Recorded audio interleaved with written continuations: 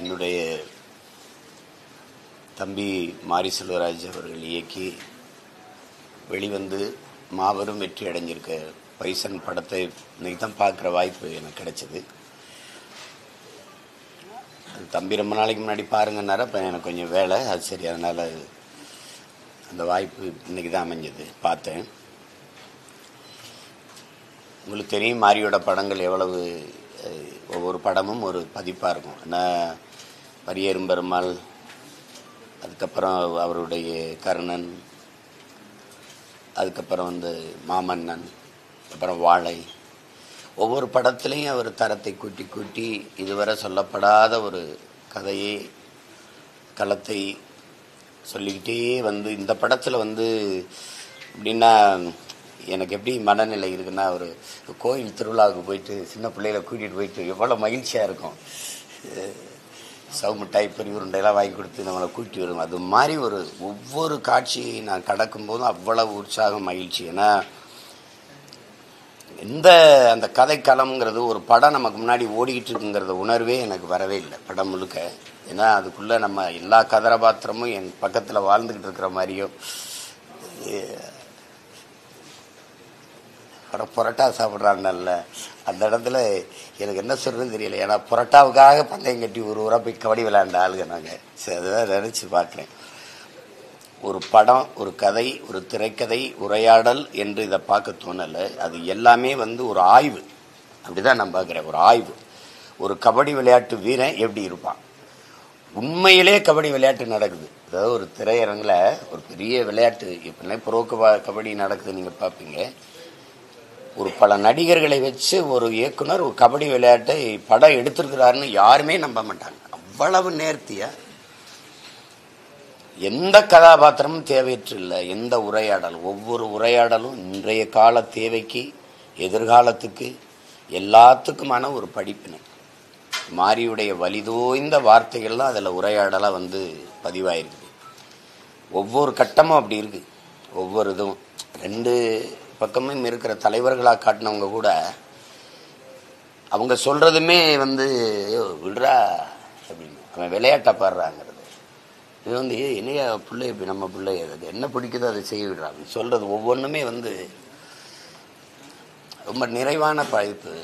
அந்த கடைசியாக அவன் சொல்றதான் நம்ம பார்த்திபன் நடிச்சுக்கவில்லை, நம்ம பையன் உண்மையான கபடி விளையாட்டு சொல்றான். சார், உங்களுக்கு இந்த பாகிஸ்தானை ஜெயிக்கணுங்கிறதா, அவனுக்கு தான் என்னைய உங்களை இங்கே இருக்கு எல்லாரையும் சேர்த்து ஜெயிக்கணும்னு வெறி இருக்குன்னு சொல்கிற உரையாடெல்லாம் காலத்தின்கக்கூடிய ஒரு தத்துவம் அது. அப்படி ஒவ்வொரு காட்சியும், தம்பி அமீருடைய கதாபாத்திரம், லாலோடது, குறிப்பாக பசுபதியோடது, எல்லா கதாபாத்திரமும், அழகும் பெருமாளுடையது, எல்லாமே கூட நடித்த கதாபாத்திரங்கள்லாம் யாருமே ஒரு தேர்வு பண்ணி நடிக்க வச்சு கருப்பாயிடுச்சு அப்படின்னு இல்லை. எல்லாமே வாழ்ந்திருக்காங்க. கலைஞர்கள், அது நிவாஸ் பிரசன்னா இசை, நான் கேட்டேன் தம்பிகிட்ட, என்ன பல படங்கள் இசையமைச்சிருந்தாலும் அவர் வெளிச்சத்துக்கு வரலைன்னா மாரியோட இணைஞ்சதுனால அவர் இன்னைக்கு அது திருநெல்வேலிக்காரன் தான் சொன்னார் எனக்கு. அப்போ தான் நான் இது பண்ணேன். அவ்வளவு சிறப்பான பாடல்கள், பின்னணி இசை, பாடல் வரியில் தம்பி எழுதிட்டார், அது மிகச்சிறப்பாக அமைஞ்சிருக்கு. அதுக்கப்புறம் ஒளிப்பதிவு எழில், ஒன்றும் இது ஒரு பிரமிப்பு தான், ஒன்றும் சொல்கிறதுக்கு இல்லை, சொல்லிட்டு போகிறதுக்கு இல்லை. எல்லாத்தையும் விட என் தம்பி மாறி ஜெயிச்சது, அதை விட எனக்கு 2 மடங்கு மகிழ்ச்சி எங்கள் பிள்ளை துரு ஜெயிச்சது. அவன் ஒரே குடும்பம் நாங்கள். அவன் சின்ன பிள்ளை, பாப்பா அன்னியன் படம் வெளியாயிருக்கு. நானும் விக்ரமுக்கு பேசிட்டுருக்கோம், அவங்க அம்மா இப்படி இருக்காங்க, எல்லாம் இப்படி இருக்காங்க. அந்த இதை நடிச்சு காட்டு அப்படின்னா அந்த உச்சக்கட்ட காட்சியை அந்த பிரகாஷ்ராஜ்கிட்ட விக்ரம் நடிக்கிறத அதே மாதிரி நடிச்சு காட்டினான். நான் அப்போ கை தட்டினேன், இப்போ அவன் நடித்து கை தட்டினேன். பார்க்குறேன் அவன் இவ்வளோ தூரம். நான் அந்த படம் 2 படமாக ஒரு படங்கள், இது அந்த பர்மா படம் தொலைக்காட்சியில் தான் பார்த்தேன். அதுலேயே நல்லா சிந்தந்தான். ஆனால் அவன் திறமைக்கு அது களமாகவும் தளமாகவும் அமையலை. இது சிறப்பாக செஞ்சிட்டான். நான் வியந்துட்டேன். நான் ஒருத்தனுக்கு ரசிகனாக இருக்கிறேன்னா அது நடிகரில் அது துருவுக்காக தான் இருக்கும். வியந்துட்டேன். அவ்வளவு ஒரு சிறந்த தன் ஆற்றலை வெளிப்படுத்திட்டார். ஒரு கபடி வீரனுக்கு எப்படி உடல் இருக்கும், முதல்ல அதை செதுக்கி கொண்டு வந்தது. சும்மா உடம்பு ஏற்றுறது வேற, அதை கொண்டு வந்த அந்த உடல் மொழியோட ஒரு ஒரு இது நினைக்கிறேன். ஒரு மொட்டை மாடி நிற்க வச்சு அந்த உடையோட இப்படி நிற்க வச்சு எடுத்துருக்காப்புல. ஒரு மாற்று தண்ணி தொட்டியில் ஒரு கபடி வீரன் எப்படி நிற்பான். அப்போ பார்த்தேன் எந்த அளவு கூட அவங்க கவனிச்சு எடுத்துக்காங்க அப்படின்னு. அவன் வந்து உண்மையிலேயே கபடி விளையாட்டு வீரன் கூட அவன் யாரை பார்த்தாலும் உண்மையான விளையாட்டு வீரன் தான் சொல்லுவாங்க, நடிகன்னு சொல்லவே மாட்டான், சத்தியமாக சொல்ல மாட்டான். அவன் உடல் மொழி, அவன் காலை எடுத்து போட்டு விளையாண்டது, தொட்டது, மேலே அந்த டைவடிச்சு அதை பல்ட்டி அடித்து வந்தது போனது, எப்பா நான் வியந்துட்டேன். அதை வந்து மாறி எப்படி எடுத்தான்னு பார்த்தேன். அப்புறம் ஒரு இது பார்த்தேன், துண்டு காணொலி, மாறி விளையாடுறான், அப்போ எடுப்பான் இல்லை. ரொம்ப அருமையான பதிவு, ரொம்ப அருமையான பதிவு. இப்போ ரொம்ப நாளைக்கு அப்புறம் ஒரு மனநிறைவான படைப்பு. ஒரு படத்தில் சில இது நல்லா இருக்கும், சில இது நல்லா இல்லை. ஏன் இந்த வசனத்தை வச்சார், எதுக்கு இந்த காட்சியை வச்சார். இது ஒரு தடகள ஓட்டம்தான். ஒரு மனிதன் சாதிக்கிறதுக்கு முன்னாடி ஒருத்தன் சாதனை சாதிச்சிட்டான்னா அதில் நீ பொறாமப்படுறதுக்கு ஒன்றும் இல்லை. நீ வந்து அவன் தாண்டி வந்த துயரங்களையும் பட்ட கடின கதையும் பார்த்தீங்கன்னா யாருக்குமே பாராட்டத்தான் தோணும், பொறாமப்பட தோணாது. ஒரு மனிதன் இன்னைக்கு அர்ஜுனா விருது பெற்று சிறந்த விளையாட்டு வீரனா போய் விளையாடி வெளியில் வந்திருக்காங்கிறதான் நம்ம பார்க்குறோம். உச்சக்கட்ட காட்சியை தான் பார்க்குறோம், கிளைமேக்ஸை தான் பார்க்குறோம். ஆனால் அவன் பட்ட தாண்டி வந்து ஒரு தடகள ஓட்டம் மாதிரி ஒவ்வொரு இடத்துலையும் தாண்டி தாண்டி ஒரு மனிதன் சாதனை தொடரான் அப்படிங்கிறது. ரெண்டாவது இந்த பின்புலம் தான். ஒரு பக்கம் அது சம்பந்தம் இல்லாமல் நம்ம இந்த பழியை ஏற்க வேண்டியது, வன்முறை காடாக இருக்குது, கலவர காடாக இருக்குது. அதுக்குள்ளே ஒரு சாதனையாளன் பிறந்து வளர்ந்து வெற்றியை தொடரான், இலக்கை தொடராங்கிறது வரலாறு தான். அது ஒரு வரலாறு தான். அப்படி ஒரு படைப்பு அது. சரியான நேரத்தில் சரியான படைப்பை என் தம்பி தந்திருக்காங்கிறத எனக்கு பெருமையும் மகிழ்ச்சியும். பல சமூக சீர்திருத்தத்துக்கு வந்த புரட்சியாளர்கள், பல போராளிகள், பல தலைவர்கள், சமூக நல்லிணத்துக்கு பாடுபட்ட இயக்கங்கள், அதெல்லாம் செய்ய முடியாத என் தம்பி ஒரு 2.25 மணி நேரத்தில் செஞ்சிட்டாங்கிறதான் எனக்கு இருக்கிற மன நிறைவு. பரியேறும் பெருமாள்லேயே அவன் படைப்பை வந்து யாருமே வந்து எந்த குறையும் சொல்ல முடியாது. ஏன்னா அதில் இருந்த நேர்மை எல்லாரையும் ஏற்றுக்கிற வச்சிருச்சு. மாமன்னன்லேயும் அதே தான், கர்ணன்லேயும் அதே தான். இந்த படத்துலையும் அந்த படைப்புக்கு இருக்கிற நேர்மை எல்லாரையும் கொண்டாட வைக்குது. ஒரு கபடி விளையாட்டை வச்சு எத்தனையோ இயக்குநர்கள் எடுத்திருக்கிறாங்க, நான் பார்த்துருக்கேன். எல்லா படங்களும், நிறைய படங்கள் தெலுங்கில் வந்திருக்கு, தமிழில் பதிப்புகள் வந்திருக்குது. இவ்வளவு நேர்த்தியான ஒரு பதிவு இதுதான் முதல் முறை. இனி இதை தாண்டி ஒரு பதிப்பை எடுக்கணும்னா அது அரிதானது தான். அப்படிதான் நான் நினைக்கிறேன். இப்படி ஒரு கதைக்களத்தை தேர்வு செஞ்சு இதை எடுத்து இதை ரசிக்க வச்சு வெகுமக்கள் படமாக மாற்றி இதுக்குள்ளே இப்படி ஒரு அரசியலை கொண்டு போய் செஞ்சிடலாங்கிற துணிவு என் தம்பி மாறிக்கு வந்ததுக்கு உண்மையிலே நான் மனந்திறந்த பாராட்டுறேன். எவ்வளவு பாராட்டினாலும் தகும். வாழ்த்துக்கள், பாராட்டுக்கள்ங்கிற சொல்லு பத்தலை. இந்த படம் நல்லா இருக்குன்னு சொல்லவே கூடாது, ரொம்ப ரொம்ப ரொம்ப நல்லா இருக்குன்னு சொல்லணும், இல்லையா? அவ்வளவு சிறந்த படைப்பு. கொஞ்சம் காலதாமதமாக பார்க்குறதுக்கு நான் வருந்துறேன். முதவே பார்த்து நான் சொல்லியிருந்திருக்கணும். அது எல்லாருமே பாராட்டிட்டாங்க. பார்த்த எல்லாருமே, எனக்கு முன்னாடி பார்த்த எல்லாருமே பாராட்டிட்டாங்க. என் பங்குக்கு நான் அது சொல்லணும்ல, கைதட்டணும்ல. அது இன்னைக்கு திரையரங்குல செஞ்சிட்டேன். ரொம்ப நிறைவான படைப்பு.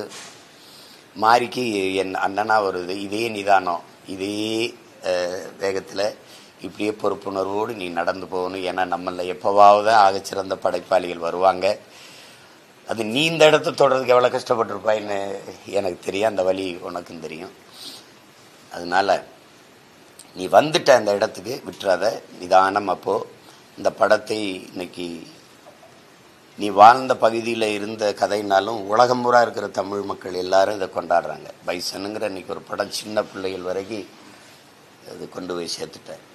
வெறும் விளையாட்டுன்னு இல்லாமல் அதில் இசை, ஒளிப்பதிவு, சண்டை காட்சிகள் எல்லாமே அவ்வளவு இயல்பாக, இந்த இளம் வயதில் இவ்வளவு முதிர்ச்சியான ஒரு படைப்பை தர முடியுங்கிறதுக்கு வாழையும் இது இந்த பைசனும் ஒரு பெரிய உதாரணம். சத்யசித்திரையெல்லாம் அந்த பதிவில் எடுக்கும்போது அவருக்கு நிறைய முதிர்ந்த வயசாயிருச்சு. அப்போ அவர்கிட்ட அந்த படைப்பில் இருக்க நிதானம் இருந்து ஒரு இளைஞன் அந்த தரத்துக்கு எடுக்கிறாங்கிறது ரொம்ப பெருசு. இதனால் இந்த படம் நல்லா ஓடிட்டுருக்கு. ஆனால் இன்னும் நிறைய பேர் போய் பார்த்து இந்த படத்தை மாபெரும் வெற்றியடை வைப்பது என்னென்னா, அது நிறைய பேரை ஊக்கப்படுத்தும். நிறைய நான் உங்களுக்கு சொல்கிறேன், உலகத்தில் எத்தனையோ விளையாட்டுகள் இருந்திருக்குது. ஆனால் எங்கள் முன்னோர்கள் தமிழர்கள் கண்டுபிடிச்ச இந்த கபடி விளையாட்டு எங்களுக்கு இன்னும் ஒரு பெருமை. எங்கள் விளையாட்டு இன்னைக்கு உலகம் பூரா விளையாடப்படுதுங்கிறதுல அப்படி பல இது அபகரிக்கப்பட்டிருக்கு. எங்களுடைய குத்துவரிசை, தடை, அடி, கராத்தேன்னு போயிருக்கு. எங்களுடைய சிலம்பத்திலேருந்து இன்னைக்கு நுண்சாக்கு இதெல்லாம் போயிருக்கு. அதில் எங்கள் கபடின்னே அவங்க ஒத்துக்கிட்டாங்க. சடுகுடு தான் எங்கள் மொழியில் அது கபடின்னு வந்திருக்கு. அந்த கபடி விளையாட்டை நீங்கள் பார்த்தீங்கன்னா எந்த விளையாட்டுலையும் தொட்டா பவுல், தொட்டா அது தவறு, வெளியேற்றிடுவான். நீங்கள் எந்த விளையாட்டுலையும். ஆனால் எங்கள் விளையாட்டில் தொட்டாதான் புள்ளி கிடைக்கும், வெற்றி புள்ளியே நீங்கள் இட முடியும். அது ஏன்னா இந்த சாதி மத ஏற்றத்தாழ்வுகளை தகர்த்து ஒரு சமத்துவ சமூகம் படைக்கணும், அந்த ஏற்றத்தாழ்வுகளை நொறுக்கணுங்கிறத விளையாட்டில் கொண்டு வந்தான்.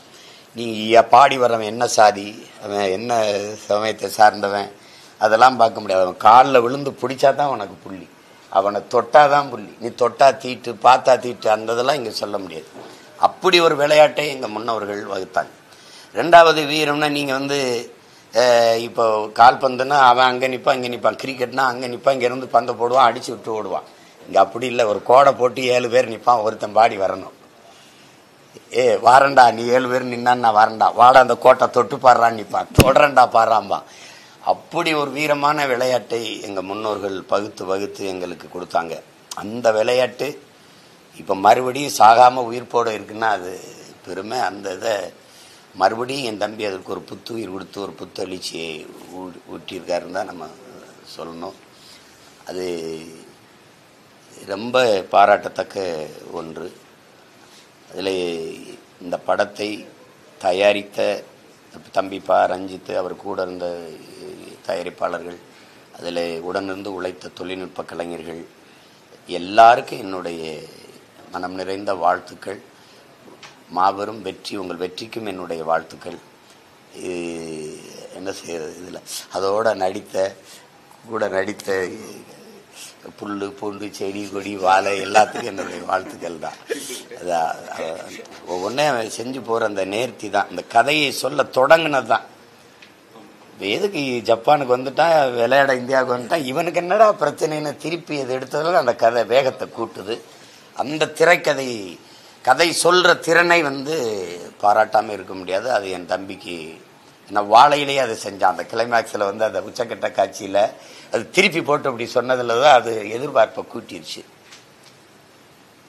அது இது ஒரு ஆய்வு, ஒரு திரையில் ஒரு கபடி அப்படிங்கிறது ஒரு விளையாட்டை வச்சு ஒரு இதில் எவ்வளோ தூரம் ஒரு தனி மனிதன் சாதனைன்னு. இன்னைக்கு கண்ணகி நகரில் நம்ம தங்கை கார்த்திகா இன்னைக்கு இந்தியா முழுமைக்கும் பேசப்படுது. நாங்கள்லாம் புறந்தள்ளப்பட்டவங்க. தலைநகர்லேருந்து கண்ணகி நகர், செம்மஞ்சேரி, கல்லுக்குட்டை, பெரும்பாக்கத்துக்கு தூக்கி தள்ளிட்டாங்க.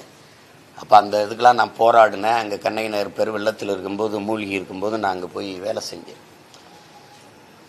உலக வரைபடத்தில் எங்கே இருக்குது ஒரு நாடுன்னு, சமைக்கான ஒரு நாடுன்னு தெரியாது. ஆனால் ஒரே ஒற்றை மகன் ஓடி ஓடி தாய்நாட்டை உலக உயரத்துக்கு கொண்டு தள்ளினான் உசேன் போல்ட்டு.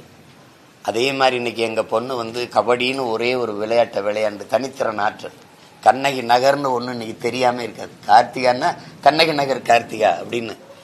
அந்த மாதிரி ஒவ்வொருத்தரும் உருவாவதற்கு இன்னைக்கு கார்த்திகா வச்சு எடுத்தீங்கன்னா அது நம்ம இங்கே பைசன் தாங்கின மாதிரி ஒரு பெரும் கதை இருக்கும். அதில் அவ்வளவு இடையூறு இருக்குது. அதையெல்லாம் தாண்டி சாதிக்கிற பிள்ளைகளை நாம் போற்றணும், கொண்டாடணும். அப்படி சாதிச்சிருக்கிற என் தம்பி மாரி செல்வராஜுக்கு என் மனம் நிறைந்த வாழ்த்துக்களை அந்த படக்குழுவினருக்கும் என் தம்பி மாரி செல்வராஜுக்கும், குறிப்பாக எங்கள் பிள்ளை துருவுக்கு என்னுடைய அன்பு நிறைந்த வாழ்த்துக்களை சொல்கிறேன். வருங்காலத்தில் மிக தலை சிறந்த ஒரு திரைக்கலைஞனாக அவன் இருப்பான். நீங்கள் பார்க்க போகிறீங்க. இன்றைக்கி சொல்கிறேன், அவனுடைய திறமை எனக்கு முழு நம்பிக்கை இருக்குது. பெருசாக சாதிப்பான். நீங்கள் என்ன பாருங்கள், அவ்வளோ பெரிய நடிகனாக வருவான். அதுக்கான அடித்தளத்தை இந்த படத்தின் மூலமாக என் தம்பி மாரி செல்வராஜ் அமைத்து கொடுத்ததில் மாரிகிட்ட பேசும்போதே நான் சொன்னேன், உன்னோட வெற்றியில் எனக்கு பெரிய மகிழ்ச்சி இருக்குது. அது மாதிரி 2 மடங்கு மகிழ்ச்சி துரு அதில் ஜெயிச்சதில் இருக்குது. அது எனக்கு ரெட்டிப்பு மகிழ்ச்சி. ரொம்ப இப்படி ஒரு படத்தை பார்க்குற வாய்ப்பை தந்த என் தம்பிக்கு எனக்கு ரொம்ப நன்றி சொல்லிக்கிறேன். பாராட்டுகள். எவ்வளவு வாழ்த்துக்கள் சொன்னாலும் தகும். சிறந்த படைப்பு. எல்லாரும் பார்த்து பாராட்டுவோம். நன்றி, வணக்கம்.